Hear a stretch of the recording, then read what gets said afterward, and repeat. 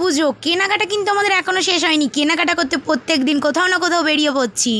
এদিকে গরমের মধ্যে দাঁড়িয়ে আছি আর এই মহারানী এই সবে উপস্থিত হলো। ও আসতে না আসতেই আমরা টোটোয় উঠে পড়েছি, আমি আর আমার দিদি, সাথে আমার বাপিও যাচ্ছিল, দাঁড়াও দেখাবো।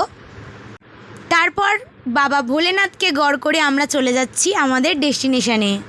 এই দেখো আমার বাপি, সাথে কিন্তু আমার বর বা আমার জামাইবাবু নেই। আর রাস্তায় দেখা হয়ে গেল আমার ছোটো মার সাথে।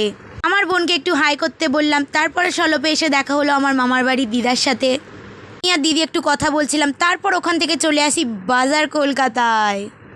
ওই যে আমি আগেই বলেছি পুজোর কেনাকাটা আমাদের এখনও শেষ হয়নি, এখনও চলছে। আমাদের ডোমজুর বাজার কলকাতায় প্রত্যেকটা জিনিসই খুব সুন্দর, কোনটা ছেড়ে কোনটা নেবো কিছুই বুঝতে পারছিলাম না। তারপর আমি একটু ক্যামেরা দেখে একটু খ্যাঁদ মারছিলাম, কি আর বলবো।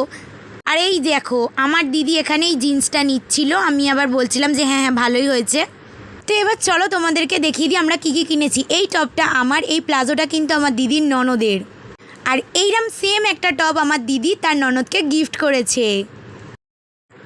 এই দেখো সাথে আমার দিদির জিন্স, এটা তো তোমরা আগেই দেখেছো। আমার দিদির নিজের জন্য একটা প্লাজো প্যান্ট কিনেছে, এই দেখো সাদাটা আমার দিদির ননদের আর এটা আমার দিদির। আর এই দেখো মেন জিনিস যেটা আমার বাপি আমার দিদির ননদকে দিয়েছে, কেমন হয়েছে জানিও কিন্তু কমেন্টে।